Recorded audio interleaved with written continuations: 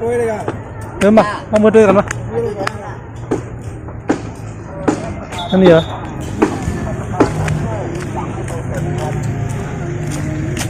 นี่มือปุ้นนี่ไงนี่ไง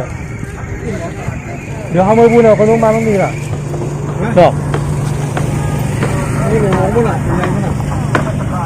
เขามือทั้งเขาขึ้นมือวุ้นปุ้นเอาคนลงมาต้องนี่นี่ขึ้นได้ไหมขึ้นได้อยู่ใบสูงขามเลยแล้วก็เดี๋ยว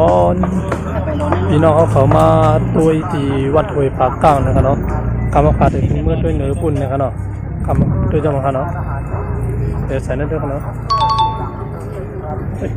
ลงมา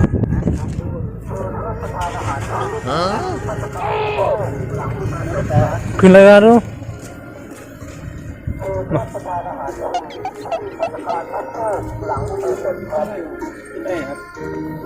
หลังก็ที่ไหนรับประทานอาหารผู้ราชการท่านเจ้าหลังที่เสร็จครับคือรับประทานอาหารผู้ใช้ไฟท่านเจ้าหลังที่เสร็จได้ไปอ่ะมีไฟไปนะมีไฟไม่ไปไปอ่ะไปเดี๋ยวนี้ไปรถเธอมาอย่างรู้อ่ะพอไปกับไปกับผมก็สู้น่ะขึ้นนะคนไหนห้องคนละห้องคนละห้องเก็บที่ก่อนนะคนละขึ้นมือเหลือเนื้อบุญกันนะเนื้อนั่งกันนะเนื้อมือเหลือเนื้อบุญกำลังสั่งเลยมือด้วยเนื้อบุญกันนะมือด้วยเนื้อบุญครับตอนนี้รถทำสูงนะครับเนาะอ๋อใช่ใช่อ่ะ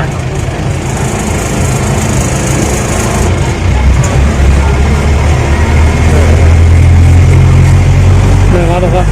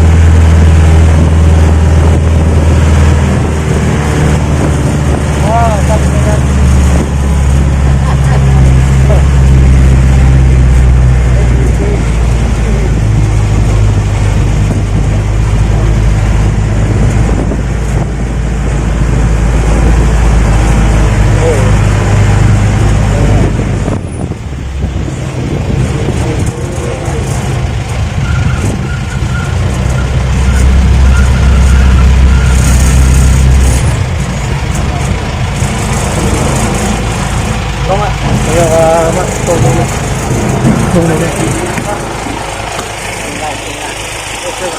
มาหุ้นอ่ะ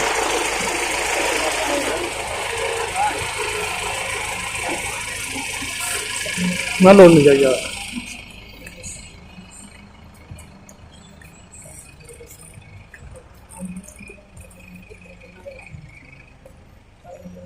ถึงยังครับถึงยังผมจะทำมึงขึ้นแล้วนะมึงขึ้นแล้วมึงอ่ะมึงขึ้นแล้วมึงอ่ะเฮ้ยนั่น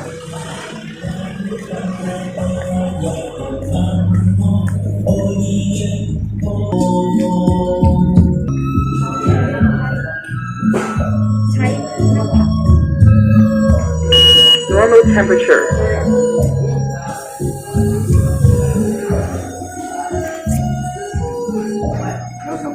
ขึ้นรีบนะมันขึ้นรีบป่ะ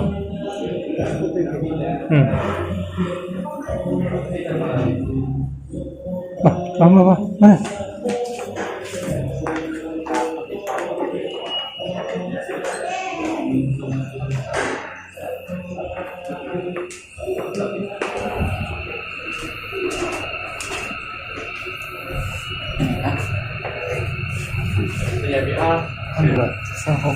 ทำในซอย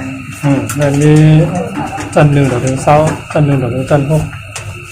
จันเช้าจะไม่ไปเต่าผมมีถึงจัน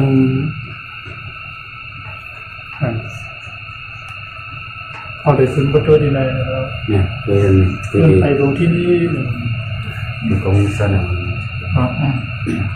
จังหวะ 25จัน อืม เป็นโซซีขึ้นไป25 จังหวะ ทำเร็วทิ้งอ่ะโอ้ทิ้งไว้ได้ยังไงอ่ะ ครับเป็นตัวกรณีก็ไม่ต้องมีตามระยะไปครับทั้งที่โถงด้านซ้ายมือมีบันไดทางขึ้นนะครับตอนนี้อยู่ชั้นที่5ครับ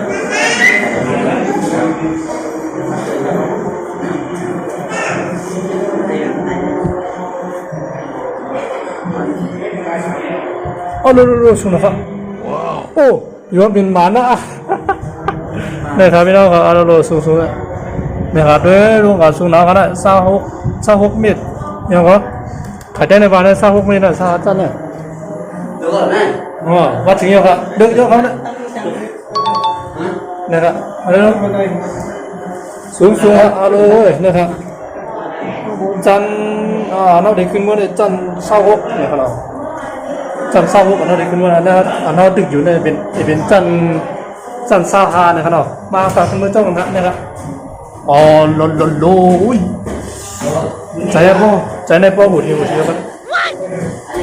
ฮัลโหลใจบ่สั่นลิบใจสั่นนะครับพี่น้องครับสูงได้สูงกว่าอย่างนั้นเนาะวัดจังหวัด ตาสีไม่เสียง เป็นอยู่นะใจมันรู้ละอันนั้นใจมันนั่นเลยเนาะ จ้า ใจกันดูครับ ใจมันใจในพวกเราจังหวะต้องลงกับได้ถามมันเงียบเลยนะ นะครับ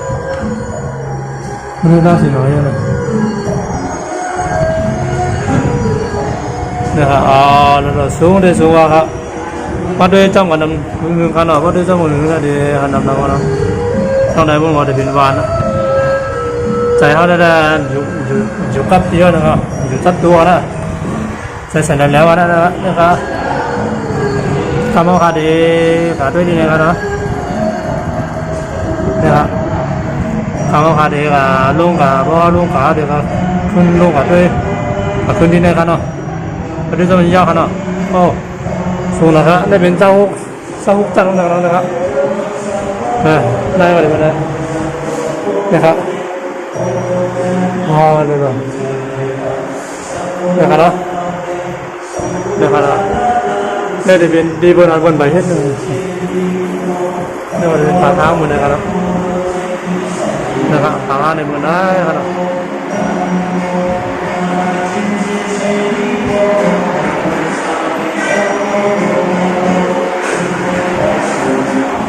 มือสั่นหนาวครับมือนี้นะมันอยู่สูงแล้วครับอยู่สูงหนาวมือสั่นนะครับครับสุดที่ดูมาครับเราไม่ต้องฟัง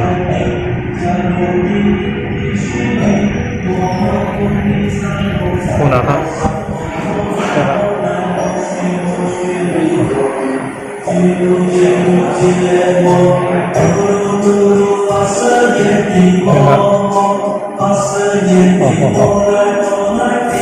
ฮัลโหล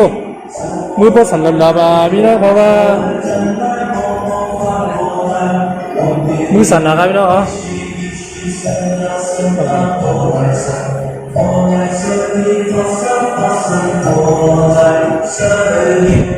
โอ้มีหลายด้านครับ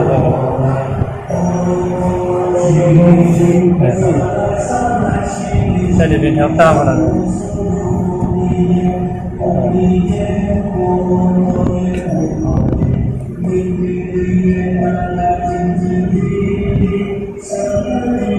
อะไรเป็นด้านหน้ากันเนาะสุดยอดเลย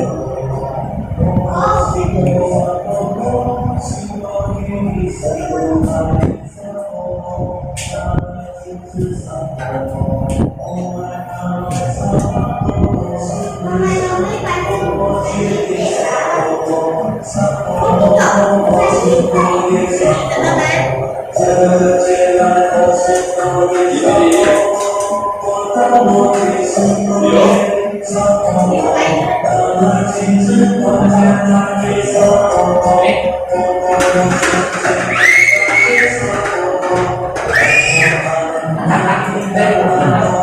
โอ้โหใจเคยไหว้เนาะ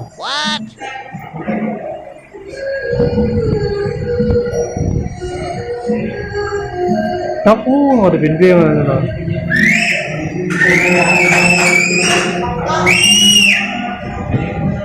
ไอ้ประเทศนักกันไว้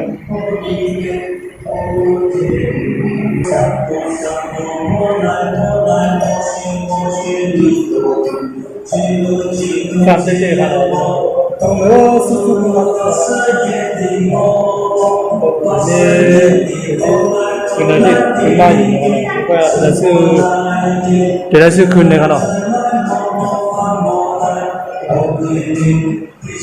ต้องเลิกน่าจะเป็นไฟ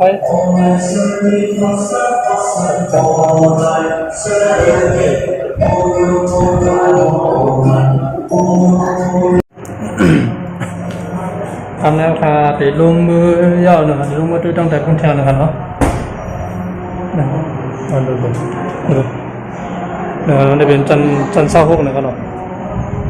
แล้วก็นี่เป็นทันทีนึง น้องอังคารอ่ะ เป็นเรือมาหรือว่านั่นน่ะ ฮะ จริงเหรอ สนุกอยู่ครับ อ๋อใจสั่นก็เนาะ จะถ่ายได้ว่าหน่อยใจฉันพวกเรานั่นว่าหน่อย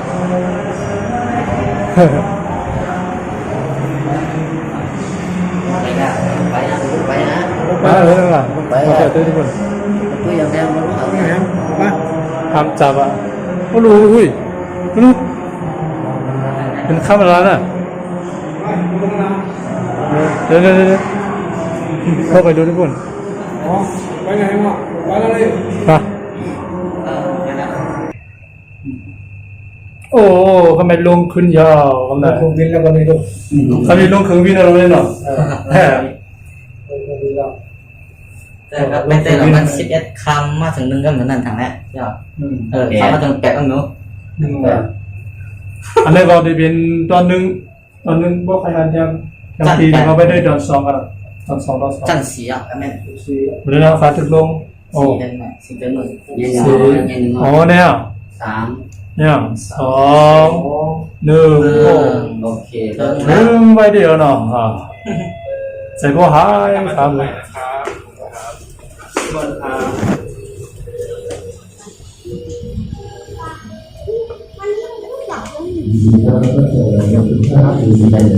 ครับแล้วโดนมาดูนั่นแต่ก็ขอในคุณนะ เข้าไปด้วยกันมา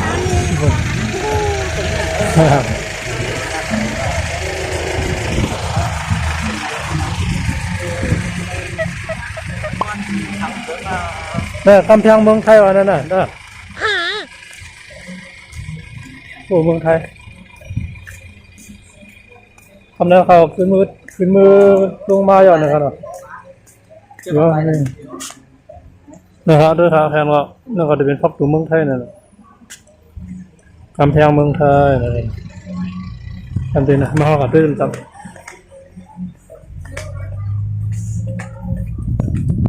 เห็นมือเป็นเขาก็มาถึงก่อนหนึ่งครับเนาะเขามาถึงเขาก็ด้วยน้ำนี่แหละหนึ่งก็เนาะเดี๋ยวมาถ่ายแค่ว่าโอ้เนี่ยครับเดี๋ยวเราขึ้นมาด้วยเนื้อปูนก็ต้องปูนหนึ่งขนมกันเนาะเนี่ยครับเนาะต้องเนื้อปูนเขาขึ้นมือเนื้อปูนเขาเนาะขึ้นมือเนื้อที่โหที่บังเท้านะครับเนาะทีนี้ว่ามันได้มีดีด้วยลงมาลงไปนะครับเนาะที่โหเนี่ยเนาะ ปนไง นะครับอับลงกาวอ่ะนั่นน่ะเอาดึกๆขึ้นมาเถอะน้อง โอ้โหคนร้ายใหญ่แค่ขนาดนี้ พระโพธิสัตว์กวนอิมปางพบสุข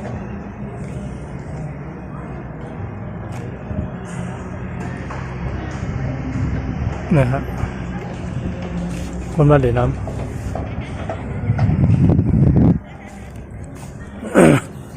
วิดีโอข่าวหัวนะก็แต่ขึ้นเรือไว้ที่ไหนก่อนครับเนาะ